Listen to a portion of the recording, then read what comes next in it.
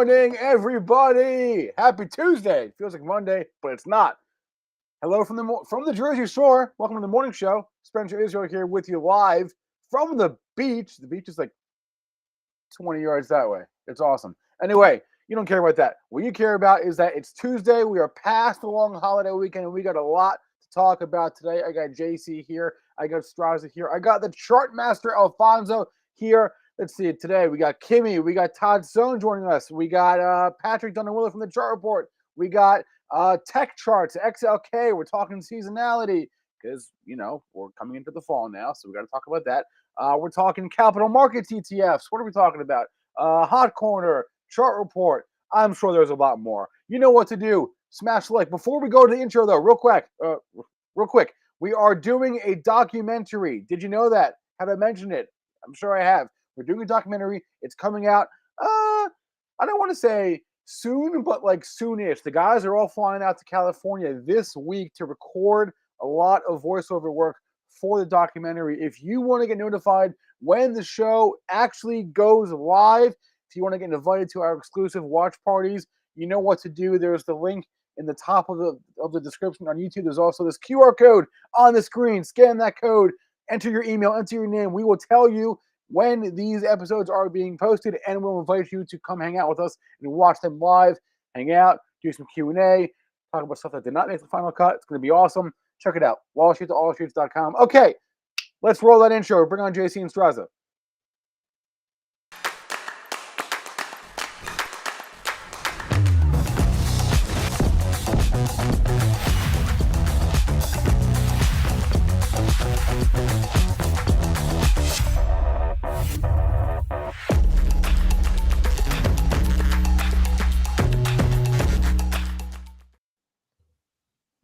Good morning. Everybody back? Everybody healthy after the long weekend?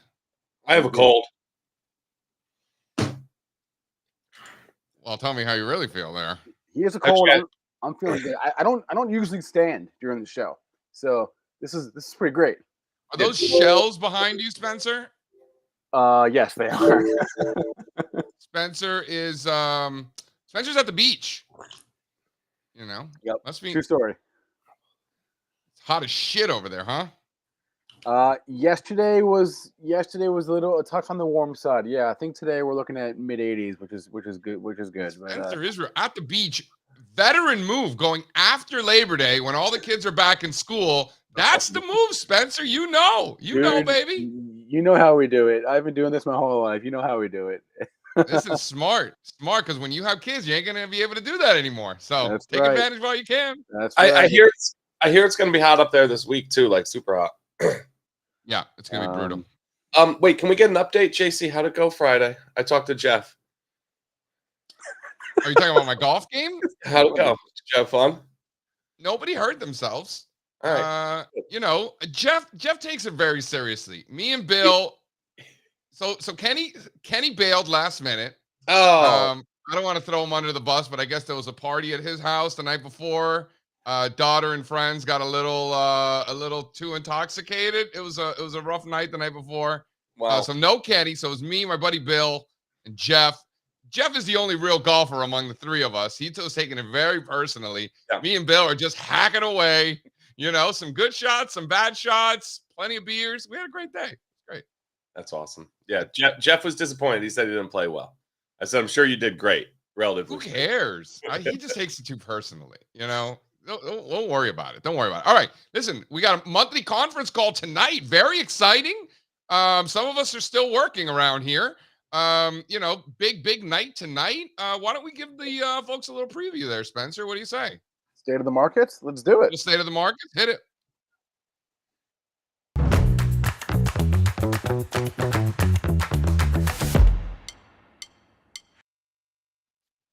All right, let's start with the first chart just to review that seasonally this is a time that stocks should be struggling, and as it turns out, the major indexes have struggled to make any progress.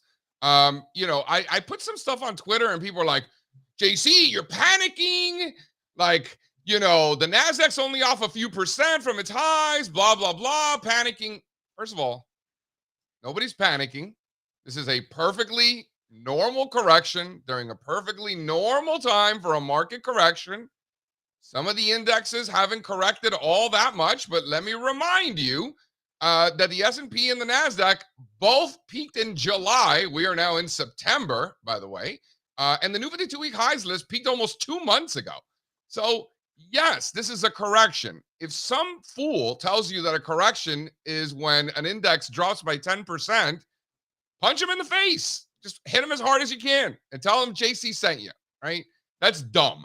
There's no, go back and run the back test or whatever you want to do. Go back. The number 10 doesn't mean anything, right? The number 20, by the way, doesn't mean anything either, right? So if you think that a 9.9% correction in the S&P 500 is not a correction, maybe you should check yourself into a mental hospital.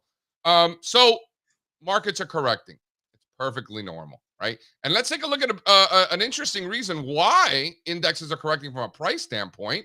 Taking seasonality aside, throw that tech chart up. We can see that technology just closed at the second highest level on a weekly basis ever. Second highest monthly close ever, Strazza. Yep. What do you think about that? Does it matter? It doesn't matter, right? Second highest.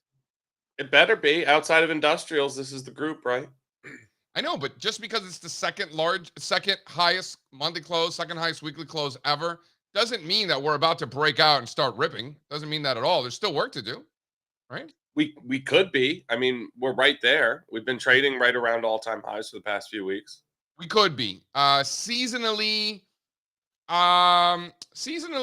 it's not the bet that I'm going to make, and I've just historically not done well buying things below overhead supply, right? Like, I got to see it. I'm not quite convinced that this is going to happen right away. I still need to see it. By the way, technology almost 30% of the S&P 500 right now. Do you think industrials will hold its breakout that happened last week?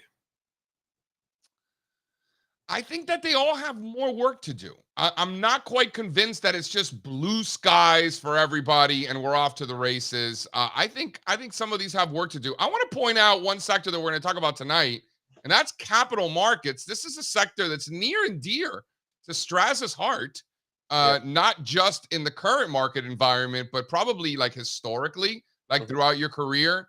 Didn't you used to audit these guys? Come on, Giancarlo. Move on over to capital markets. Let's go. We got Giancarlo. We got the B squad. The B squad chart team going in there. You like how we throw Giancarlo under the bus, calling him the B squad? It's kind of messed up, right? Yeah. You know what? It's okay.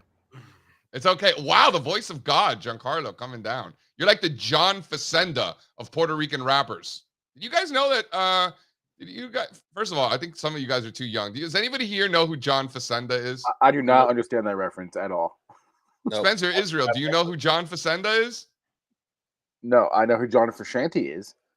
Man, I can't believe. Strazza, do you know who John Facenda is? No.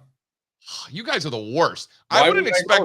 First of all, I wouldn't expect Strazza to know, but Spencer, I expect better out of you when it comes to sports references. John Facenda, like the old ESPN films, like the NFL films, like the voice of God in the frozen tundra of Lambeau Field. Oh, like NFL films, like that. Yeah, like NFL that guy. films. That's John Facenda. Are you sure? I don't think I knew that. Am I sure? Yes, I'm sure. I don't think that's his name. Oh my God, I can't with you. Fun yes, fact, it is his name. He fact, is the voice of God, and Giancarlo is our John Facenda. NFL films based out of Mount Laurel, New Jersey. Anyway, who knew? Who knew? Okay. Anyway, capital markets, near and dear to Strazza's heart, used to audit these things back in the day. Likes some names in this space. Loves Interactive Brokers. You've been pounding the table on that for quite some time. Yeah, some of these. I'm just looking at the list here. A good handful have been clients over the years. My most recent audit client was actually TradeWeb. Just did the going public audit out there with them about 4 or 5 years ago. We got Hamilton Lane, Jeffries, Lazard, Blackstone, Charles Schwab. You know what, JC? Speaking of TradeWeb, I was looking at this chart the other day. It looks good. A couple of components in here look good. Did you look through any of the components? What do you think? Yeah. So what do you like then? I mean, the audience likes it when you and I disagree. Nobody likes it when you and I agree. But why don't you throw up interactive brokers? Tell the kids. That's slide 5 there. Yeah. John Carl. I had a feeling we were going there. It's the best looking one. Flipping through them again now. Ameriprise looks good. Aries. Interactive brokers looks better than any of them. What about CBOE? You can argue CBOE looks better than interactive brokers, but they're the same chart. We talked about the CBOE enough. I feel like we've exhausted that. But if you're wondering what CBOE looks like, it looks exactly like interactive brokers. Big base, breakout, the whole thing. Why don't you show Charles Schwab just merged with TD Ameritrade? That's slide 4. This is an interesting one. 20-year base, Strazza. 20-year base. This thing's a beast. Just merged. So my financial advisor colleagues and friends, a lot of them use TD for their what is that called? Custody, right? The custodian. Mm-hmm. And they were a little bit nervous Nelly about this situation if they were going to lose certain tools. My understanding is that this transition has gone very smoothly. Are you hearing the same things? Yes, I am. And here's why. Schwab's done this a million times, and they'll keep doing this. Who else did they do this with? I mean, you could have to go back. Look at their Wikipedia page. Who bought E-Trade? Who bought E-Trade? Oh, that was Morgan Stanley, right? Morgan. But this is the industry group has been going through consolidation since the financial crisis now.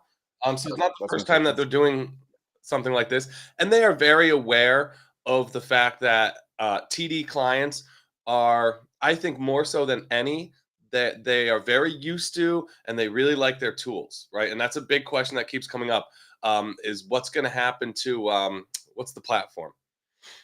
Thinkorswim. Thinkorswim. That's what everybody wants to know. What's going to happen to Thinkorswim? Well, we know. They're keeping it. Yeah, they're keeping it. Of course they are. Because people love that. That's where they're used to interacting. That's where they're used to trading. Yeah, why not let them have their platform? That can't be too expensive. Well, first of all, we're friends with a ton of financial advisors. We have a lot of financial advisors that are readers of all-star charts, right? So it's a thing. We have a relationship with financial advisors, no question. Friends, colleagues, everything. We're actually going to the Future Proof conference this weekend. If you're going to Future Proof, can I get a shout out? Can I get a shout out in the chat? If you're going to Future Proof, we are very much looking forward to that. We've got a lot of friends that are going to be there. Beautiful Huntington Beach, California. We'll be there with the crew. Sean will be there. Patrick will be there. Louis coming through all the way from New Zealand. Very exciting.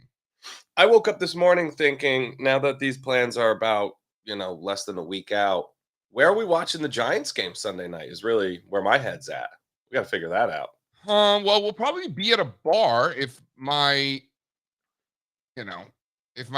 memory serves me. These sorts of events, we're at bars quite often. So I'm sure that, and by the way, there's going to be a ton of New Yorkers in California. So you're not going to be the only one looking to watch the game. Keep that in mind too. It'll be a 5:20 start. We'll just be getting out of the Dolphins game.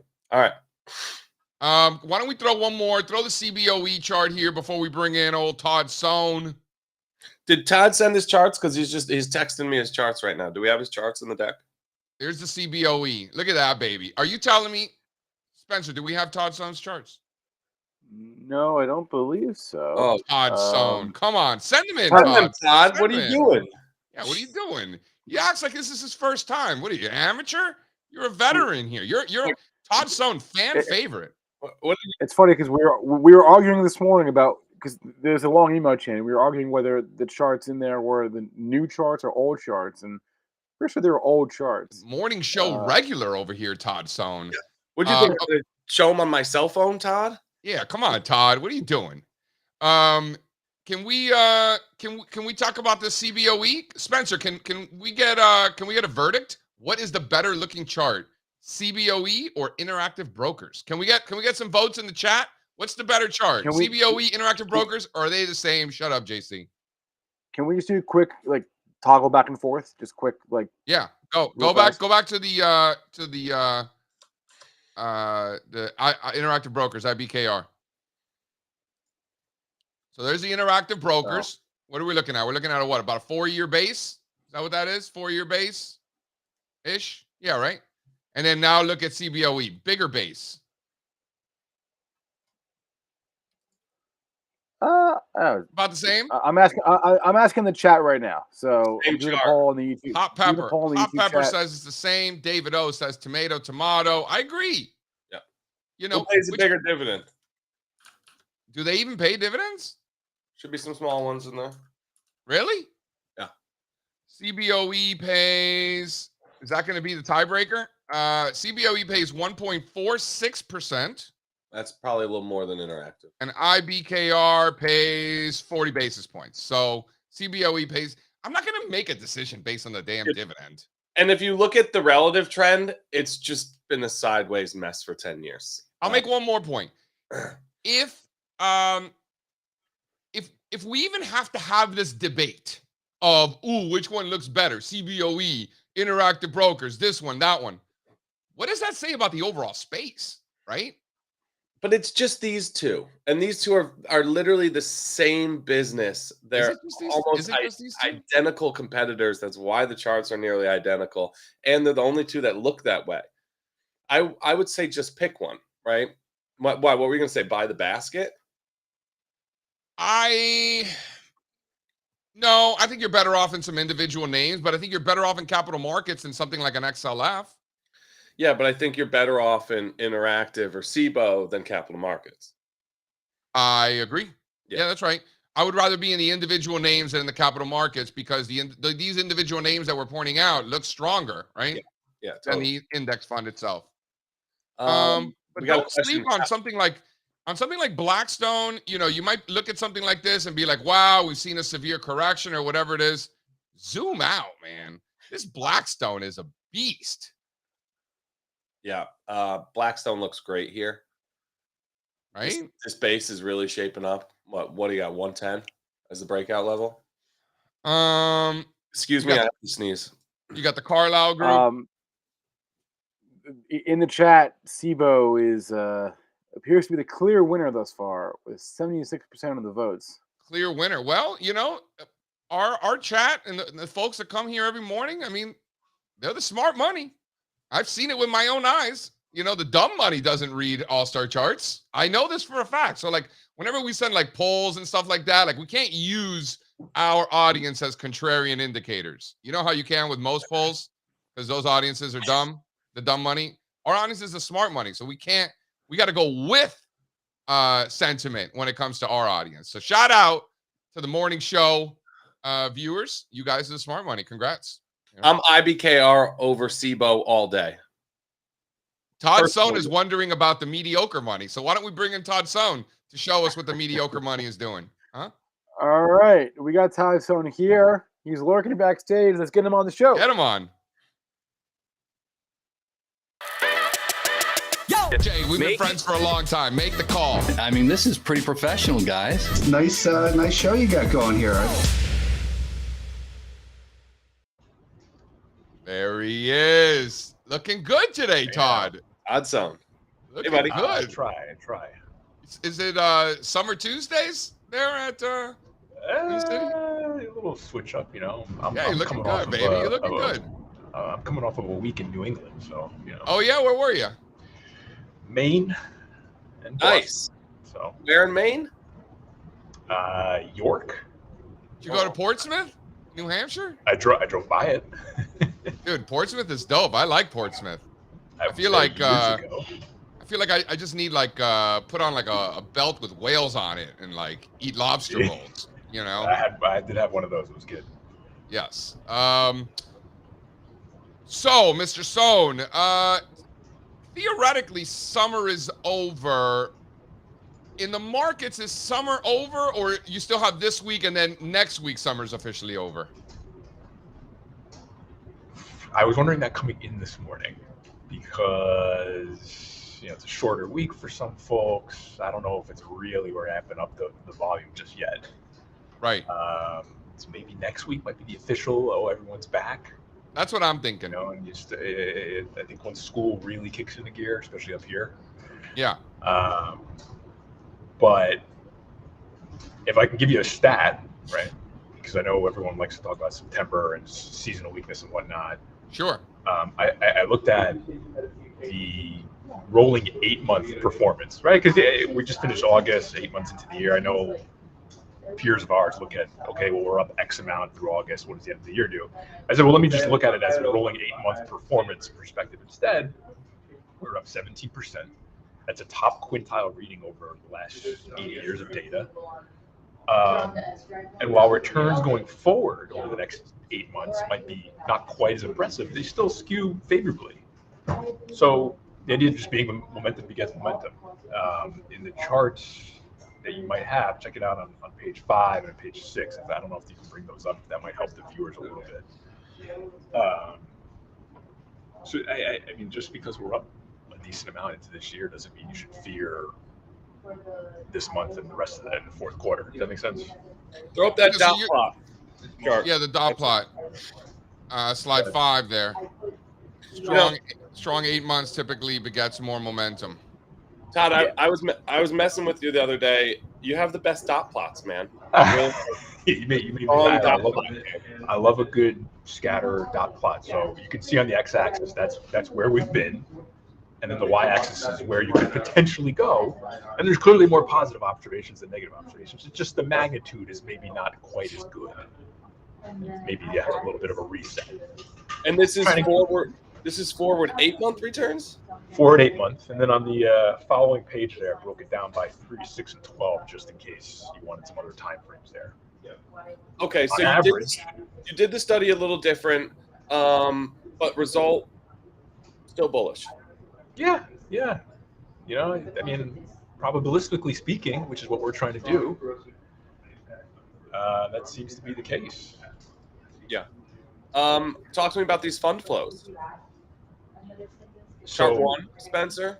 So August, you know, you had a little bit of volatility, and I think flows were very much unenthusiastic on the equity side. For comparison purposes, it was amazing to me. You had 9 times as much money go into money market funds, 67 billion versus 7 billion in equity markets, equity ETFs. So I think flows are very much an asset for the market right now. I'd say investors in general have been obsessed with anything short duration, right? Money market funds, cash-like ETFs like BIL, SGOV. Yeah. That's where all the attention is because you're getting 5%. There's no volatility there. I think that speaks volumes about where sentiment is. Yeah, they ran a little bit hot in the middle of the summer. That's okay. That happens. The market was up 20%, right? S&P 500 at least. So if you are a little bit worried about whatever catalyst is out there for equity markets, just remember, sentiment's still very much on our side. There's always a negative catalyst out there somewhere. It's when there aren't any negative catalysts and you can't think of anything, that's when you know. Sell everything. Right, Todd? It's the thing none of us are talking about. We can pick any sort of example, you know, in March it was a fund blow up or a regional bank blow up or whatnot. But there's always gonna be something random out there. Yeah, if you're out there listening and you're sitting on your couch watching TV and somebody says something and you think that's the catalyst to send markets lower, I could pretty much assure you that it's not. Yeah, markets might go lower, but that won't be the catalyst. It's not going to be China property. It's not going to be you know, whatever else is going on out there. Omicron part 2. Yeah. But so I just think it's amazing though how much money is going into these vehicles. Year to date, money market went $769 billion.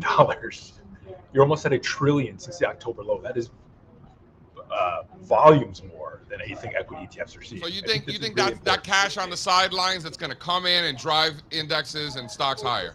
I don't know if it'll ever come. Some of it will come back in. I actually think it's interesting. In the 90s, money market funds AUM grew along with the equity market as equities rose up. So it doesn't necessarily need to come out. But I think the more interesting thing would be if equity ETFs start to finally outnumber flows into money market funds. That would be when the ratio flips. That would be more interesting to me in terms of the sentiment. But yeah, of course, that could be fuel if any of this comes out. Can we throw up slide 7 because I have a question for you, Todd Sohn. You know, you bring good perspective, and I'm seeing the low volatility, S&P low volatility stocks making new lows, staples, low volatility stocks relative to the market, I should say. Consumer staples making new lows relative to the market. High yield credit spreads as tight as they've been. We are getting no rotation whatsoever into these defensive areas. The argument is that it's because bills are paying so much that's where the money's flowing. I personally don't buy that, but I want to know what you think. Do you buy that? So why would I buy consumer staples or utilities and take the equity risk involved with some of these companies that, frankly, are in challenging environments when I can go to short duration bills? I just don't think there's a reason. Well, I'm asking because if you're a mutual fund manager, long only, you don't have that option. You got to rotate. You got to rotate into defensives if that's your right. You see, and that's a big money. That's big money. No. Yeah. I think this is if I need to get defensive, I can buy healthcare, some parts of healthcare, and I can. No, I know what you can do, Todd. I know I can too. Thanks. That's not what I'm talking about. I'm talking about the market itself as a signal. The lack of defensive rotation. What does that suggest? Oh, it's bullish. So that's what I'm saying. So what you're saying is you think it's bullish that there's no rotation into defensives. You don't buy the fact that you're not getting the rotations into bills, and that's the defensive rotation that's bearish. No, you don't buy that's what I'm saying. No. I don't believe that. I think there's money going to bills because now you can add that to your portfolio. But I think the lack of rotation into staples and utilities is definitely more bullish for equities. Well, you agree with me, so that's no fun. So hold on. Let me push back a little. Let me stop. You guys are agreeing too much. Let me push back a little. I hate it when we agree so much. Well, why wouldn't it? Couldn't it still be just the fact that bills are offering that much and people are moving into them? It's still defensive, right? And maybe that's where that money is going that would otherwise be flowing into these defensive groups. No, because long-only funds can't do that. Mutual funds can't do that. Seeing massive flows into short-duration treasuries is not bullish, I guess is my point. But is it bearish? I mean, it's not bullish. I don't know if it's bullish or bearish. More just speaks to the type of environment we're dealing with. Yeah, agreed. I'm with Todd on this. People are excited to get paid. They want to get you can pay off your Netflix bills that way. These boomers have been waiting for these yields forever. We're making 20-year highs in some of these yields. These boomers have been waiting forever. Now they got it. It's a stimulus that maybe goes under the radar. You think back to 2020, right? The government's handed out stimulus, and that caused whatever it caused. This is a new form of that. Yep. And so the consumer can help get paid on that, but I also just think I think it's a characteristic of the environment that explains why equity sentiment is nowhere near what it was 2 or 3 years ago, when everyone was going nuts. That's for sure.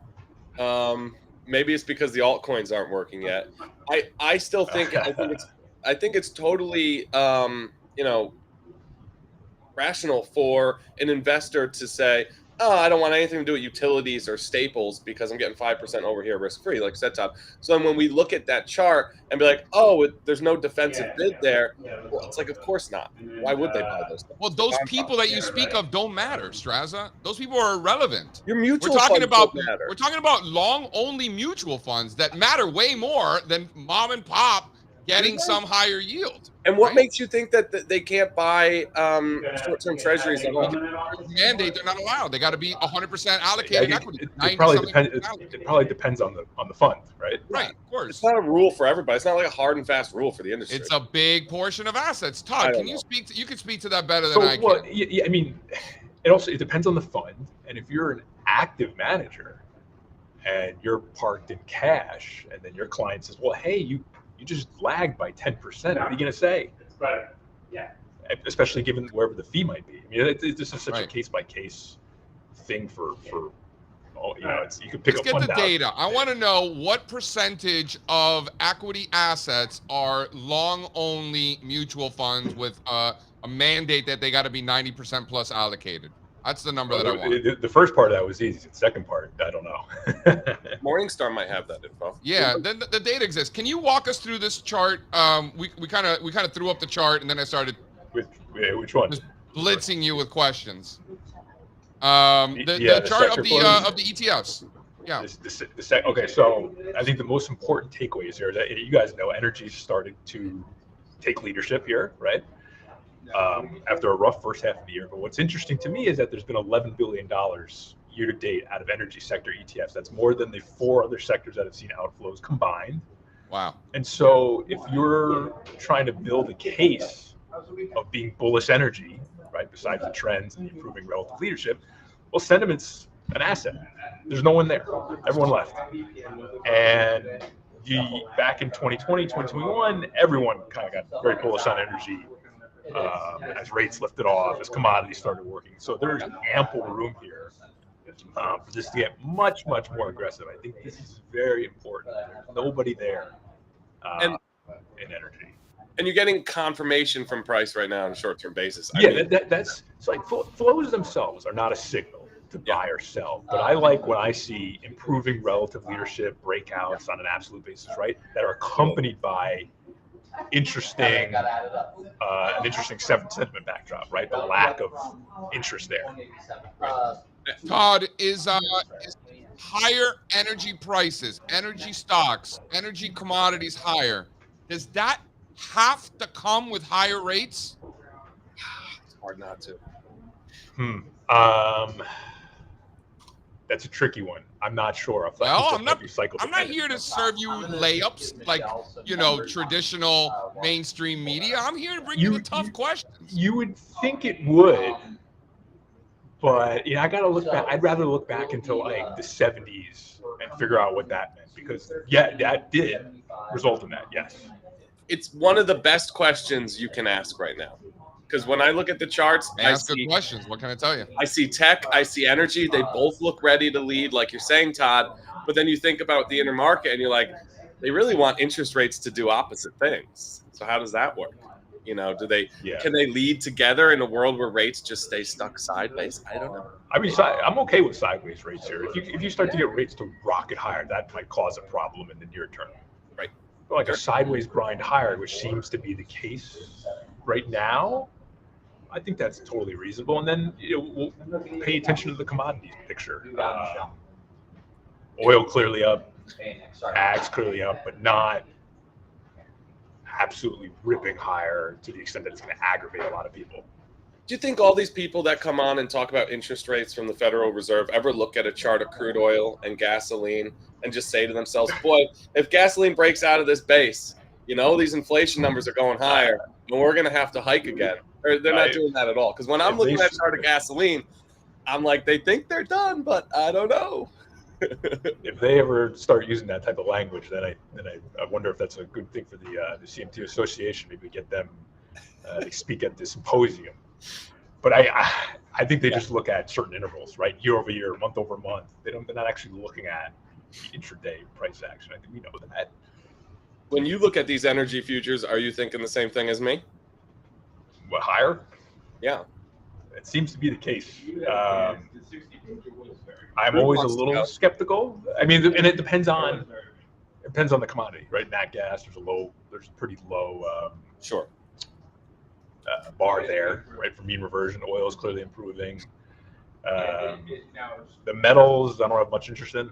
Gold, I can't find a reason to own gold right now. I guess it's pretty. What about industrials? Do you believe that this is the breakout? Is this it, Todd, or not yet? I think this is it. There are some soft spots.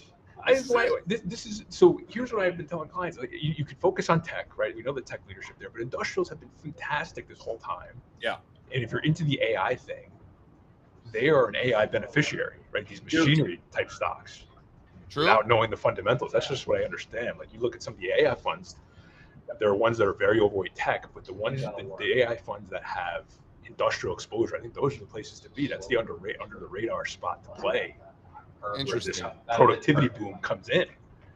So in the industry, because the industrials are a very diversified group. You got all kinds of shit in there. And there's the no industrial machinery and engineering, like like those. machinery, electrical equipment, the engineering. Not the transports have some challenges. You know, the shipping, the FedEx type names. Rails are kind of messy. Trucks are okay. And aerospace has just been. Aerospace is such a mainstream story to me that I'm not like a huge fan of that one. And those have been messy. So absolutely machinery. And then the thing about industrials is there's no Apple, Amazon, Exxon to push around the sector. It's, you said it's so diverse. The two largest weights are only about 5% of the fund. So I think that's a great thing for the sector. And the fact that it's doing what it's doing here, you're showing, says to me it's more strength than just a couple of names. Knowing what the weights are.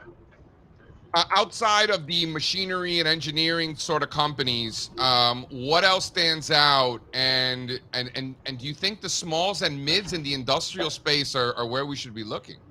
Yeah, AIRR, right? That's basically a mid cap industrials fund.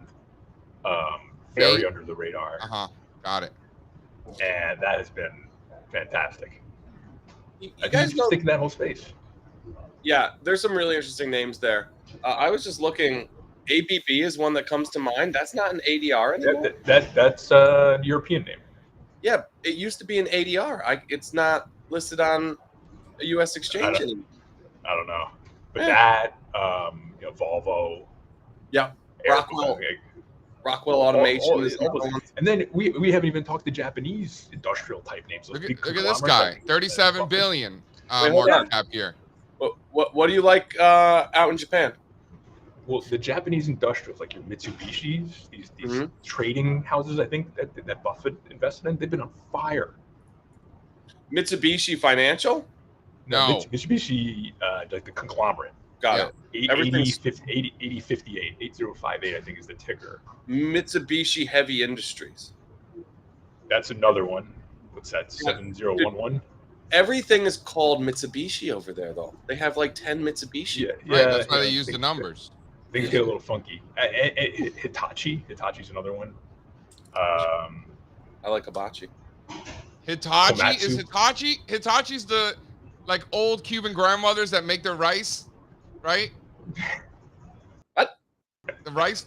Oh, my old Cuban grandmothers still make rice in the Hitachis. Is that the same company? I guess so. ABB delisted from the U.S. Buffett like them. Okay. That's strange. That's interesting. Yeah. You look at the Japanese industrials, the Japanese machinery, totally under the radar. They've been on fire. We need a fund. It's difficult to get exposure to them. You know, heavyweight type of exposure. But if you're just trying to gauge the health of things abroad, then that's pretty good. I'll take that. That's an asset. Is this a bull flag in the old Nikkei? Nikkei's great. Is this a bull flag in the old Nikkei? 225, Nikkei 300, which is the cap weighted version. I think that's important to look at rather than the price weighted. Nikkei, Japan Industrial, Japan Tech is fantastic. I think if you're looking for exposure outside of the U.S., that's the way to go. I mean, it continues to work. So not emerging markets. Stick with developed markets. Stick with look at that Nikkei. Is that the bull flag? Is that going to result higher? You know, I think so. It looks like it to me. EM, I get the bar's low, but it's just a waste of money. What about India? India's still working. Yeah, so EM as an umbrella. Right. But India's good, right? There are pockets within EM, which is why you're seeing a lot of these active EM funds come to market now. There are pockets that work, but EM, the benchmark as it is, with the weights where they skew, is just a disaster zone. Yeah. So if you look at the ones with China, even ex-China is not great. Yeah, it's a benchmark product development issue. So, I think that so how do you do it? Market there. Let's talk a little more about this. What are the best vehicles for EM then? Like there are pockets of strength. There's a lot of different funds that offer. You go country by country. You just buy INDA, right, or PIN, or there's a couple of active India funds that are recently come to market. And ADRs, individual ADRs. Yeah, you can do individual securities too. Yeah, I like some of these bank stocks. Forget about it. gets harder when you get deeper and deeper in the EM and then even FM because ADRs are few and far between. Right. Yeah, with that, and then so that's why I like the ETFs. You just get that basket, especially if you have, a single name that does something crazy and blows up like Adani a few months ago, right? Yeah, and that's a bigger risk when you're fishing in those ponds, right? Yes. That's why I like the ETFs for the exposure there. I'm with you. I mean, Argentina, one of the best. Maybe that's currency related, but it's still getting you pretty good returns. Whereas if you were just in blanket EEM, you're doing it's nothing. It's a waste of an allocation right now. How do you feel about some of these currency hedged international funds like DXJ for Japan? Because this has been one of the strongest ones this year. My only issue is you can drive yourself nuts trying to do DXJ or EWJ because you're adding in another variable. Yeah. I've gone back, I've looked at returns or cycles where it's hedged works or unhedged works. So part of me is like, for the simplistic matter, maybe just do like a 50-50 allocation, 50 hedged, 50 unhedged. You don't have to drive yourself nuts. You're hedging out the currency. Is a better chart. Right? Yeah. All right. DXJ is clearly the better chart. Todd, quick question from Joe in the chat. The implications if other markets outperform the U.S., what are the implications there? Well, they tried to late last year, and they've been giving it all back. Yeah. But the implication would be the market has clearly moved on from tech, right? Because Europe is more financials, industrials. Energy. Japan is more industrials. Yeah. So that would suggest to me that tech, maybe it's still going up, is underperforming. Yeah, right. I agree. But wholeheartedly I mean, myself in general, I thought maybe late last year, earlier this year, it was finally time for international, and that was completely wrong. Yeah. All right, Todd Sohn, ETF and technical strategist at Strategas Securities. Todd, always a pleasure. Thanks, Todd. Appreciate it, buddy. Thank you, guys. Talk to you soon. Adios. We gotta get that audio fixed with Todd. Todd is bringing in gems, and I think he had the wrong mic on or something. Sounded like a party. No, that's just what happens when you're in an office and you're using he blames his coworkers. No, we gotta get him a better mic, or I think he had the wrong mic on. He sounded better in the past. That was a different type of audio. Yes. I think he screwed up the mic.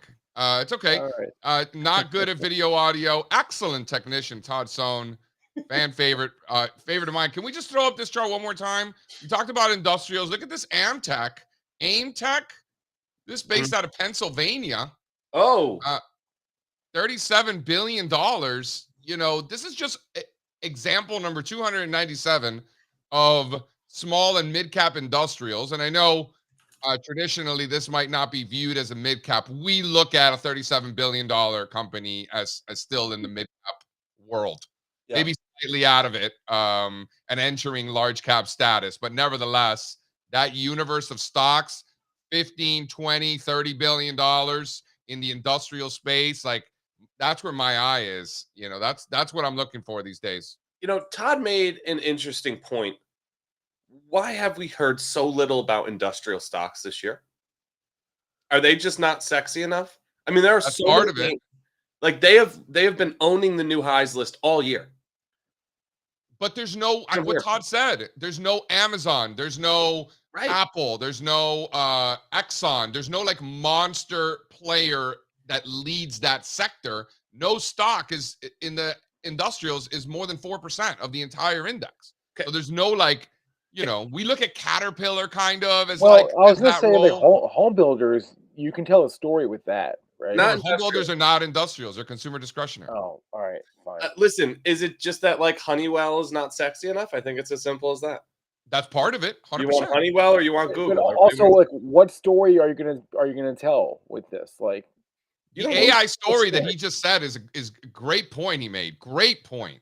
Yeah. The Atlanta Fed GDP now is projecting GDP at 6%. Industrial stocks just went through a nasty bear market. The good ones are ripping. And that you don't need a story for it. These are cyclical stocks. We don't need a story. We don't need a story. All right. Should we bring Kimmy on? Bring her on. Let's go. All right, we got Kimmy Sokoloff. Let's go.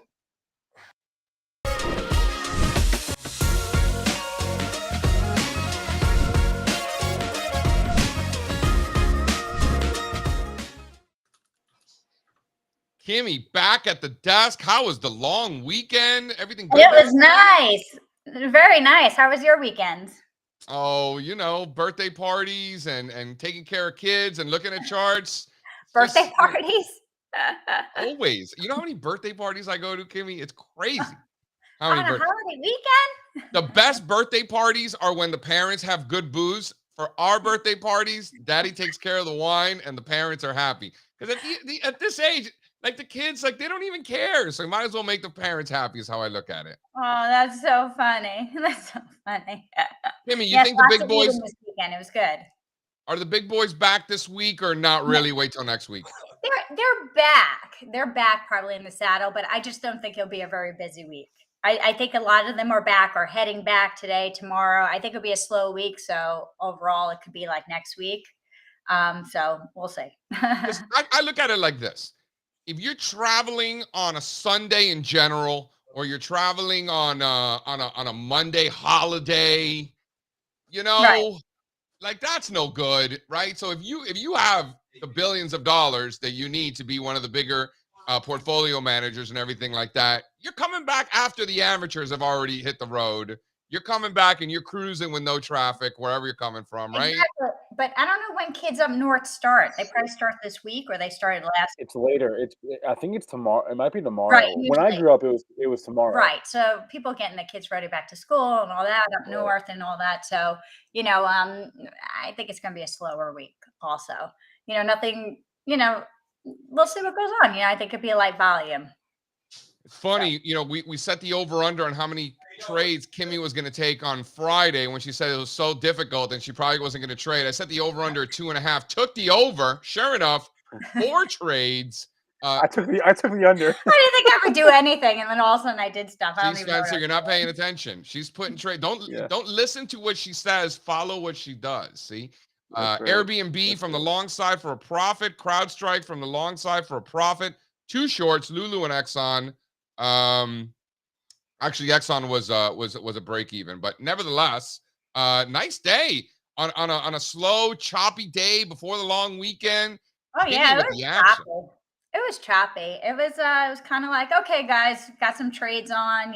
I traded smaller, and I was just like, all right, let's pack it in and be done. So we'll see what goes on today. The market's here's a name near and dear to my heart. I've been long. It's been working. I'm happy. Hasn't worked as well as maybe some of the offshore drillers and some of the other energy stocks, but in the right space. So we're making money. Chevron. Let's hear it. Yeah, it's kind of stuck. So Chevron hasn't moved like the other ones. Like we were in Hess for a very long time, hit a 6-month high. Hess did very well. Chevron's kind of lagging. So is XOM a little bit. So we have to see if this Chevron could really break out past this like 165 level. If you really look at it, look at that area. It's been stuck. And then if it does, maybe it has potential to move up to like 166, 170, but it's kind of have to get going from here, if it's going to push through, not fall back into the band. So we'll see. Right. To get towards 170, and then it's got room towards 180, back to those highs. Yeah. If you're a long-term player in oil, yes, but it really has to really push past this 165 level and hold it and continue higher. So we'll see. It's right in the middle of this massive range from the last couple of years. So yeah, it's like the breakout's going to be to the upside. What'd you say? I'm sorry, I didn't hear what you said. You're thinking the breakout's going to be to the upside. Yeah. Well, we'll see. So far, it's trying. It just gets stopped at this level. And I can't believe it. So we were in Airbnb last week for a few days. And of course, when we sell it, when did we get filled on it? Friday? Friday, yeah. Yeah. And then later that night, they got added to the S&P. Couldn't have been one more extra day. And it was up like 6, 7, like after hours. I was like, seriously? Couldn't that I did say in the room, really, if you guys want to hold it, you can hold it to 135. I was looking ultimately 135. But, of course, news comes out after you're out of the name. Wait, Kimmy, was that announced or was it the actual addition? Announced. Do you know? It was announced. It was It was announced, I believe, thought it was Friday after the close. Like I looked at my tickers, and I was like, "Oh my gosh!" I'm like, Airbnb is up 6, and it said it was added to the S&P. Oh. So I Okay, mean, see, I thought it was actually added. Okay. it would have been nice to have woken up to that on Friday morning, but Wait, there's a comment in the chat. Let Kimmy speak about the MRT. MRT. What's MRT? Yeah, I don't know. I think it's because I do a good job of interrupting her, so I think they want her to talk about the market. I think that's what they're saying. I don't know what they're saying. I personally want her thoughts on Chevron because I am been very long, actually looking to add to positions. So I like the fact that I woke up this morning and what's the stock on Kimmy's radar? It's CVX. Pays a nice dividend for you dividend aficionados. This thing, Strazza would know, but this thing raises dividends every year for like a long time. Pays 3.7% yield. It's pretty good. More than the S&P, way more. Yep. Where are you, Spencer? You look like you're in a different location. Jersey Shore, come on down. The water is only a little bit cold, and the weather is gorgeous. Or is it is this your week off or like week down there? This is my week down the shore every summer, the week of Labor Day. Oh, that's very nice. People start to clear out, right? yeah. Last night Monday night is kind of like the last night, and then starting today, it's like a ghost town out here. So we get the beach to ourselves. It's awesome. It's nice. May and September, the best months to be there. No doubt. All right, guys. We'll let Kimmy run. She runs a live trading room every single day where she is live trading the market open and calling out her trades as she's making them. If you want to get into that room and follow along with her as she's trading, it is a premium service. Use the link that's scrolling on the screen. Use the link in the description of this video on YouTube. Check it out. Day Trader Pro. Okay. Kimmy, go get them as usual. Adios, Kimmy. All right.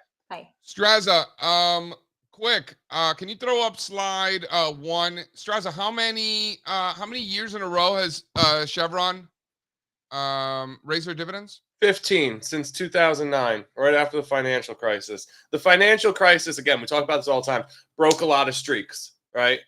And then they started again. So 15 years. For that reason, I don't think we've ever really had it on Young Aristocrats. Because when we launched Young Aristocrats, it was already graduated. We had some oil and gas names on there, right? Because some didn't come back to that hike cycle again until like 11, 12. So we had some lingerers, but Chevron, no, they're too good, man. They probably missed a year or two. Tell the folks, Spencer, where they can join Kimmy in her room. She's killing it, man. Yeah, I just did. There was a QR code on the screen there. There was a link on the screen for like the 10 minutes. There's a link. If you go to YouTube, this video, you go down to the description, the very top of the description. There's links in there. That's it. Check it out. All right. Why don't we check in on the markets quickly here? You got the Dow flat. You got the S&P flat. You got the NASDAQ down 30 basis points. You've got bonds down a little bit, gold down a little bit, silver down 1.6%, copper down a little bit, crude oil, up 2.2% on the day, making new recovery highs here. Dollar slightly higher, VIX slightly higher, rates slightly higher. And that is the market rundown brought to you by... Did crude just reverse? It was red this morning. Was I seeing things? Crude oil volume pop at 9:02 a.m. Okay. All right. Well, hey, turnaround Tuesday. Not for crude oil though. Continuation Tuesday. Crude oil has been up 1, 2, 3, 4, 5, 6, 7. This will be 8 straight days. Also, just to throw it out there, fun fact: looking through those monthly charts this weekend, DXJ. We've been talking about it for a long time. This wisdom tree currency hedge Japanese equity ETF, up every month this year. Came into the year as the leader, up every month this year, going for 9 straight months, JC. So this is DXJ, and one thing that that stands out. Do you want to throw it up? Do we have this handy here? Interesting. See, no matter where you work or kind of what you do, if you're operating in U.S. markets, even Todd was saying, the options or alternatives for investing in these EM countries are few and far between. Like, you got to really go to these MSCI country ETFs. Japan probably has as many options as maybe any other country besides China. for like investable funds, right? A lot of options out there. Here's your DXJ. So this is Japan hedged, currency hedge. So this is Japan priced in local currency. I don't know if you guys have been, I don't know, living under a rock, but generally things priced in yen tend to go up in price. Yeah. So if you ever have a shitty asset and you want to make it look good, price it in yen. Show people that chart. But this one, seriously, shout out to our friends at Wisdom Tree. We're going to be hanging out with them out in California this week, which I look forward. They're fun. They're a fun crew. So even if their ETFs suck, I would still want to hang out with them. But their ETFs do not suck. No, they don't suck. They don't suck. But even if they did, they're cool. I like them, but they don't suck. I'm happy to say I think they have the best suite of products outside of the majors for sure. I really like outside of what majors? BlackRock, State Street with the spiders, right? And well, those are just very pure and classic. Wisdom Tree gets creative. Yeah, sure. That's my So point. it's not like just the Russell 2000 index or like the gold miners index. Like this is, for example, Japan hedged, priced in local currency. And this sucker was making new all-time highs before anything else. Like they're telling me about a banking crisis and recession and the world's coming to an end and the Biden and all that. And this thing just already making new all-time highs. Great vehicle. Shout out. I can't emphasize enough. And they're not even paying us. But shout out to Wisdom Tree. It's the killing it. It's the beach ball effect, right? Because you can very clearly see on the right-hand side of this chart the COVID bear market. What you don't see is any sort of bear market in 2022 on this chart. That was when this fund was showing incredible relative strength while everything else was correcting. This was just consolidating straight sideways above those old highs. The dollar was ripping, Strazza, and the yen was getting the shit kicked out of it. All right, so then let's talk about that. Why does this chart look the way it does? When you're buying these international ETFs, most of the time you're also making a bet on that country's currency, right? You're taking on that currency risk. What does this fund do? It completely hedges out that exposure that you're getting to the yen so that you only have exposure to the change in prices of the local stock market. Doesn't matter what the yen does. So very important. If you're buying 99% of these other international ETFs, you are very much taking on currency risk. Not the case here. That's why this one looks different. Because to JC's point, the yen has been a tough trade to be in. And you want to know the best part about this? You don't have to give the profit. Right? People are like, well, it's priced in yen, so it doesn't count. It counts. And you get to keep the profits and everything. Right? No? Spencer? Did we lose Spencer? Oh. Am I on my own here? All right. Well, I guess it's just me. This is the JC Show. Welcome to the JC Show. This is where we talk about all things that I want to talk about, and I don't have anybody interrupting me. I don't have Strazza interrupting me or Spencer, and we could just talk about anything. Oh, Strazza's back. What's up, my man? How you doing? I didn't go anywhere. My allergies are especially bad this morning, so I keep taking myself off camera to blow my nose. JC gets mad when I blow my nose and don't mute myself. But you could just mute yourself, so we don't have to hear it, right? There's a lot of clicks. You know that big button, this giant button there? Yeah. You know? Yeah. By the way, we have a great trailer for the JC Show. If we ever do the JC Show, have you seen it? No, I haven't. It's fantastic. Do we really have one? Yeah. Okay. We have one. It's really good too. It's a rap. Giancarlo rap. He did a rap. Of course. No, I didn't get the whole technical analysis. You know, we handle this, right? You haven't heard that? That's so hard. I've heard something like that. Yeah. Come on. Yeah. It's all good. All right. Good. Can you hear me, by the way? Am I back? You are back.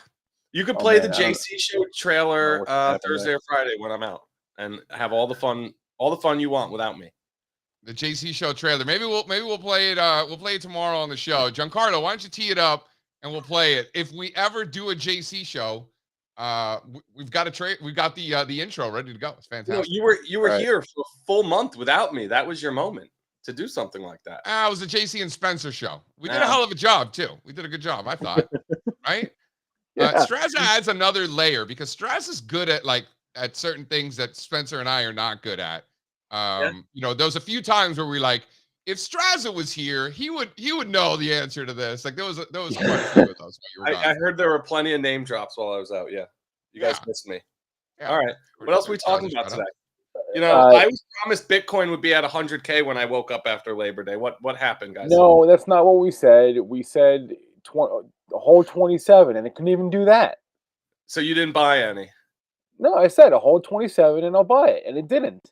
So I thought you liked to buy things when they go down. That's what I'm on the phone with Spencer talking about something else, and he's like, "Yeah, I wanted to go lower so I could buy more." I'm like, "No, Spencer, that's not what I said. That is not yes, at all what I said. And I said, you don't buy low, sell high. That's how to lose money. That's not how markets work. Not You want to what I buy said. high, sell higher, buy it above 31. Is that not what I told you, I Spencer? said I wanted it to go lower, so I wouldn't. So I couldn't buy it because I said on the spaces if it held 27, I would buy some. I didn't really want to do that though, so I got bailed out because it didn't hold 27. So, all right, bummer. How about that ConocoPhillips trade? Purchase just now, if you care. What'd you buy? I bought cane. Sugar? Yeah. Oh my Open God! up, Spencer's buying commodities. I'm short in this thing. Open an interactive broker's account so you don't have to buy this crap. Trade the futures. You're buying cane. Is there even any liquidity in this thing? No, not really. Dude, this thing trades 64,000 shares. There's enough liquidity for you, but not for any sort of institution. I mean, this thing's. I mean, man, this thing went from 5 to 14. You're buying it now? It just broke right out. at those former highs from 16. I don't know. I think you're asking for trouble. All right. Well, it's in my day trading account, smaller account. All right, you want to do some hot corner? I got to say, it does look great, though. Short term. When you zoom out, it's a little tougher on the eyes, but short term. But yes, you want to do a little hot corner? Hit it. Sure. Hot corner. So hot right now. All right, Mr. Strazza, give it to me. What happened? Well, Pi again. Impinge, which was on there like every day last week, so we could skip that one. Zimmer Biomet kind of stands out. How's that 120K for you? Not doing it. $120,000. Who is this guy? What is it? ZBH? Yeah. ZBH. Let's see. ZBH. It's a $24 billion medical device stock. What's the dude's name? You're gonna have to just read it. I'm not even gonna take a shot at that. Sri Lakshmi. His name is Sri Lakshmi Kohli. Come on, guys. That's an easy one. Sri Lakshmi Kohli. Yep. Sri Lakshmi Kohli. He's not even listed as a key executive. So, you know, if he was like a CEO or something like that and he's only dropping 100, I would ignore it. But he's not even a key executive. So maybe this is a lot of money for the guy. Let's see. ZBH. You like this thing? No. None of these charts look good. It is terrible. Mm-hmm. Yeah, this looks terrible. I don't want anything to do with this guy. Good luck, mister, but you're on your own on this one. Not for me. I'm not doing anything with any of these. GitLab was the only one in terms of bullish options flow. Some sort of a base shaping up there. This is a software stock. There are better looking software stocks. I also think, Spencer, this is the one that's involved with Google. Am I wrong on that? It's Git something. No. I think it is. There's two Gits. Isn't it GitHub? Isn't it GitHub? That's GitHub, I thought. Or no, Microsoft owns GitHub, I thought. I can't keep them straight. I don't know. There's two Gits. Okay? It's GitLab, guys. Okay? Yeah. I don't know. Okay. I mean, yeah, sure. You're right. There weren't a lot of transactions. I mean, it's the last day of summer. No one's buying anything. Alphabet is still a small owner of GitLab, but it could easily acquire the rest of the business. You know, we had a situation like this. That's all for the hot corner today. We had a situation like this in one of the scans yesterday. Remember our discussion on here about Hostess brands a week or two ago? Yeah. Yeah. So the chart looks good. Ran right back up to like the breakout level at those pivot highs. And, you know, it popped up on one of our scans, actually on the unusual options activity scan. I'm sitting there thinking, you know, there's an acquisition maybe on the table. They're flirting with some sort of a potential, you know, purchase or deal from one of these bigger staples companies. is that a bad thing, right? Like, is that a reason to stay away from the name? I think it does open up to some downside risk in the event that they come out and say, oh, never mind, deal's off the table. But why can't they come out and say we're exploring a sale, and then a few months later say, never mind, we're not going to do the sale, and the stock goes on to hit our price target? I think it's something to be aware of. But we're not going to not put trades on something that looks this good because they're looking to get a deal done. You know, crazy. Steve, it's funny you mentioned that, because that exact dynamic happened today with Manchester United, MANU. Who bought it? No one bought it. They backed out, right? The Glazer family, which has I think a majority stake, or some significant stake in this team, they put it up for sale. They put their stake up for sale a while back. I guess didn't find any suitors for their price, so they announced that they're taking the club off the market. So, and now we're down 13% this morning. So. What's the market cap of Manchester United? What are soccer teams going for these days? About $4 billion. 3 billion, 3.3 billion. That's about right. You know, if I had to guess, if you looked at this chart, I'll bet you on June 12th, when the stock gapped up 14%, that was some sort of deal news about this, right?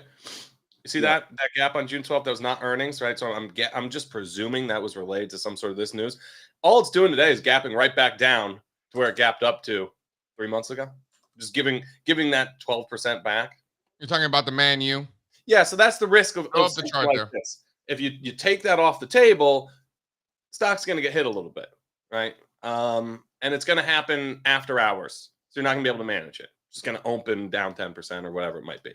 Something like Twinkie, it's a staples name. It's not like it ran up 30, 40% over, this potential deal news we're talking about. Who's eating Twinkies? Like, everybody, seriously? Everybody, dude. This company's dominating. Look at its chart. You say it all the time. You say it all the time about how these companies who sell sugar do great. They have some of the strongest, most resilient uptrends. These confectioners. Really. I mean, JC, I'm with you, man. I haven't had a Twinkie in God only knows how long. I haven't either, guys. It's not about us. Yeah, I don't think it's the coastal elites that are eating this stuff. I was at a parade yesterday, and we're getting away from the coast and into Pennsylvania, and man, these people had fat coming out of places I didn't even know fat grew. It was bad, man. Like, when these people start coming out of like the woods or wherever they live, like out in Pennsylvania, because like I'm way east, right? As you start going deeper out there, man, they're missing teeth. They got man, it is scary. Some of these carnivals bring out the some unique characters. You're from Florida. Don't act stupid. What do you mean act stupid? First of all, I'm not from Florida. I'm from Miami. Oh, God. Big difference. You act like you've never seen these people. Where have they been? Not the same I've thing. seen them. I just don't see them often. So it's just a reminder that this is how like people live. Like, they can't even walk. Like, are you kidding me? I got a hot take, right? If that wasn't hot enough for you. I got a hot take, and this is against Bank of America, right? Go to slide 2 there, John Facenda. Speaking of which, it says JC hasn't seen humans outside of South Beach. Did you hear the news about Nikki Beach? Might be gone. Stop! Really? They like messed up and didn't. They're like fighting with South Beach now. Dude, Nikki Beach has been there my entire life. I know. The Nikki Beach in Saint-Tropez is fantastic. Highly suggest that one. Okay, here's my hot take. They're talking about how breadth in global stocks is the narrowest in 2003. Bullshit. This is the MSCI ACWI equally weighted index versus the MSCI ACWI. My hot take here, which is just basic arithmetic, I would love to hear your thoughts. This has nothing to do with market breadth. This is just a chart of U.S. outperformance. This is essentially a chart of tech's outperformance. Yeah. It has nothing to do with market breadth. Yeah, that's it. Even the chat is learning. There was a comment in the chat today, basically saying the same thing that you're saying here. The United States has a monopoly on the FANG trade. Right? Yep. Yeah. We truly do. So these ratios, whether it's growth versus value or US versus world, are the same ratios. Yes. So Bank of America, hard fail, do better, right? Do better. This is a bad take. You're a professional. This is bad take, bad math. Isn't it true that a not insignificant portion of charts like these can just be explained by, tech? What can you do, right? It's tech. Tech outperformance. Strazza just named a few, right? Yeah. Growth versus value is that's a big Yeah. one. U.S. versus international, that's a big one. It's just tech. A lot of that is dominated by tech's outperformance or not. Yep, that's it. There's not much more else to it. That's right, and that's what this is. It has nothing to do with global market breadth. And another thing that you have to realize too, right? We do a lot of work around relative strength, so we know this well. We've learned this lesson, but a lot of people, if you're just entering this relative strength world, right? If you're putting the S&P 500 as your denominator, then you are benchmarking whatever asset you're analyzing against big tech also, right? Which is why we use the Russell 3000 so much. Because it's tough to beat these benchmarks, these large cap averages sometimes. I want to address Chris Brown, borderline chart crime. I would argue it's the chart itself is not a crime. It's the interpretation, the embarrassment of the interpretation that is the crime. The chart itself is fine. The chart itself is great, right? Just understand what the chart means, because you have to look at the U.S. is 62% of the of ACWI? Are you kidding me? It's 2/3 of the entire all country world index. All country is probably not a great description. Yeah, seriously. Right? Yeah, 62%. Come on. It looks like the S&P is like Apple, Microsoft, Amazon. Like those are the biggest components of the ACWI. So I don't know. That's how I see it. Yeah, context. Chris Brown, great. Love your work. For people who care about the since Kimmy mentioned earlier, Airbnb and Blackstone are both joining the S&P 500. This is gonna take effect on the 18th, and then Lincoln National, LNC, and Newell Brands, NWL, they're out. For those who care about such things. So why don't we do a little chart report? Because we got some hot charts. Yeah, do we have Pat here? I don't see Pat, but we can still do it. So let's run it. And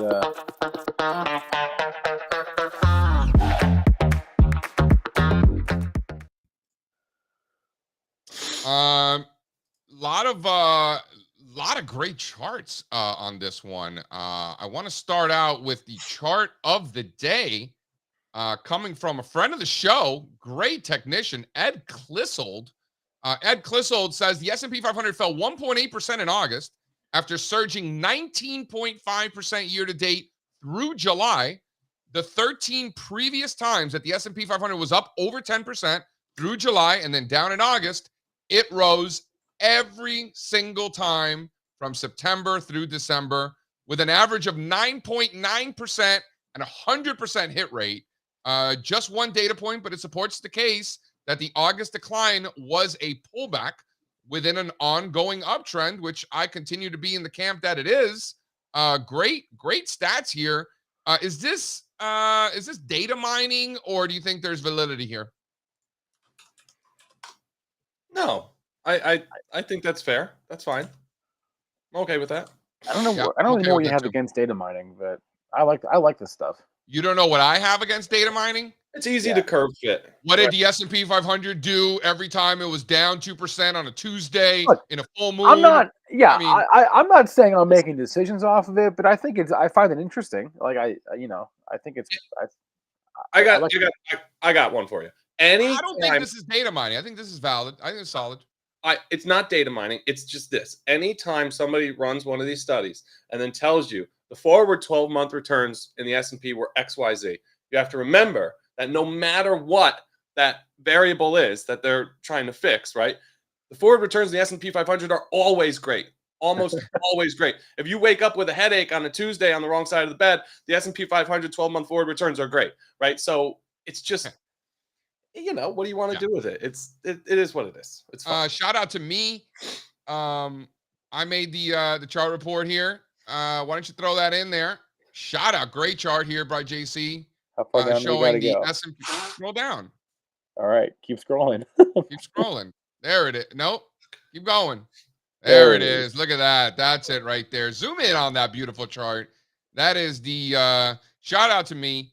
This is the low volatility index relative to the S&P 500, making new all-time lows. I'm just not getting. No, I feel like nobody agrees with me. Strazza keeps pushing back on this. I think that this is bullish for the overall market. I don't buy the fact that they're flowing into bills. I don't buy that at all. It's not bearish, but I don't think we should look at these bond proxy stocks and say, oh my God, they're not catching flows. That's so risk on. No. Why would they catch flows? Go get your 5% in the treasury market. Because the entire long-only mutual fund community can't do that. Dude, that's why. I don't. Wait.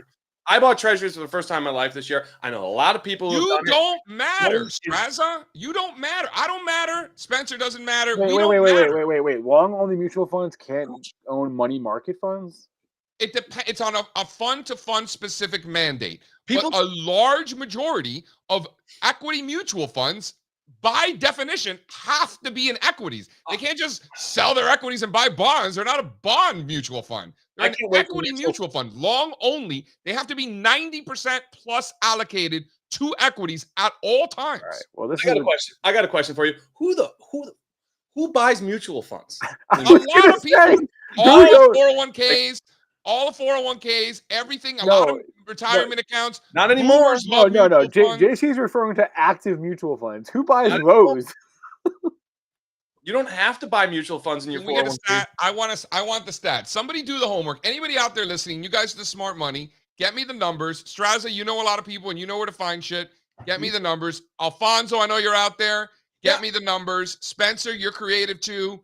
Somebody get me the number. What percentage of equity assets in America are long-only mutual funds that cannot rotate into bonds? Whatever the number is, guess what? Whatever the number is, JC, it's been going down every quarter for 10 years now, and it's going to go to zero. So, we're literally talking about these securitized assets that are going the way of the dodo, and trying to make some big determination based on that. This is a dead industry. Talk to me about going the way of the dodo.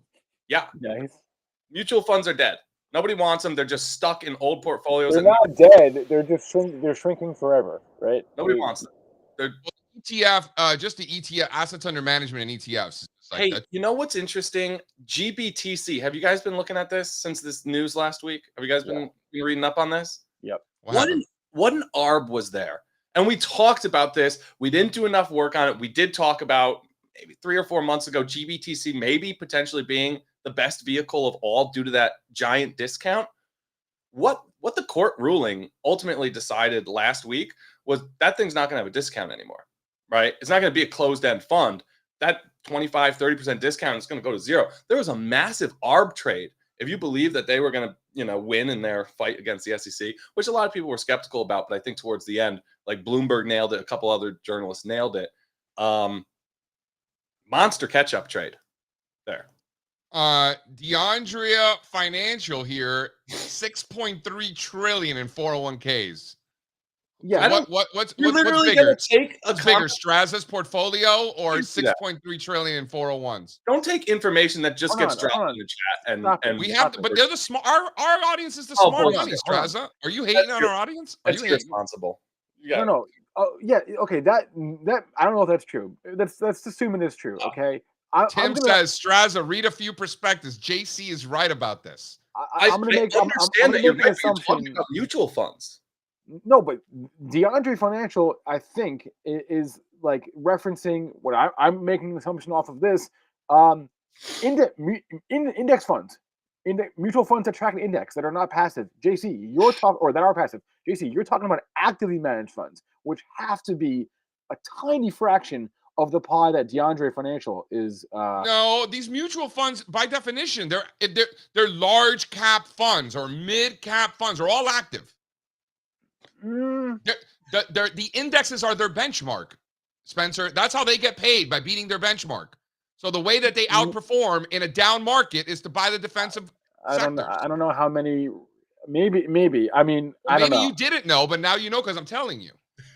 there are a lot of mutual index funds out there, right? Passive mutual funds. So, I would have to look. I'll look into the breakdown of the They're active not versus passive mutual funds. You're thinking about ETFs. Is there a rule?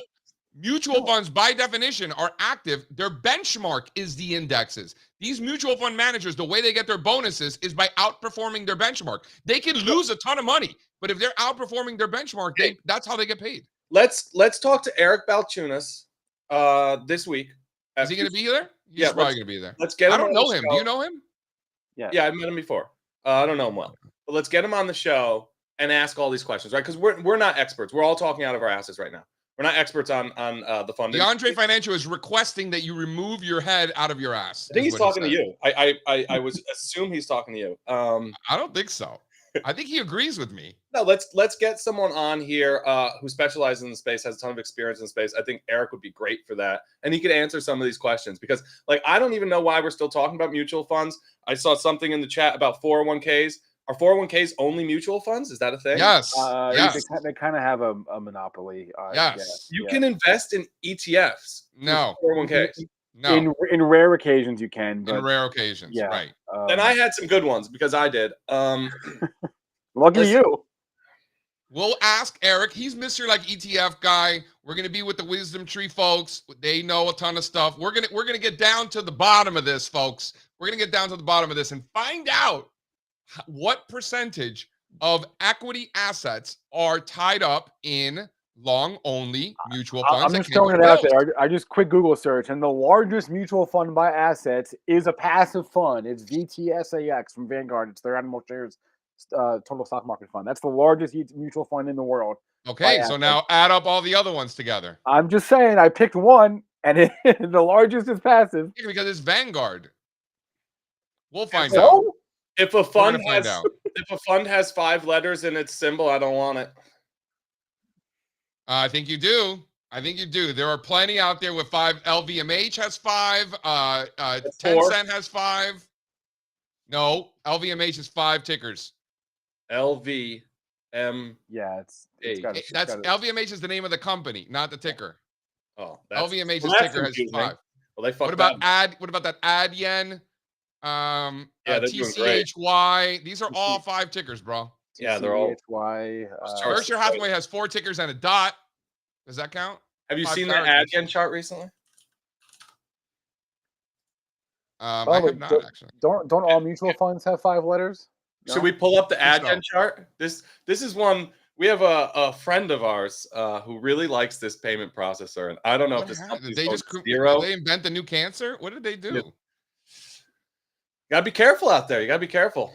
People were excited about this one. Listen, the payment processing companies are having a tough time, right? Look at the big names. Look at your PayPals. Look at your Squares. This is just a tough space to be in. I don't know if it's blockchain or crypto or just big tech, but the market is pricing in a rough road ahead for the entire industry. Yeah. Some sort of disruption. Right? Can we do a little recess? I got one. I got a good one. Yeah. All right, hit the bumper. All right, let's do some recess. Allow me to reintroduce myself. Let's go. The JC Show. We the top of the charts to give your thesis a jump start. Don't depart from the art and get paralysis. Technical analysis. You know we handle this.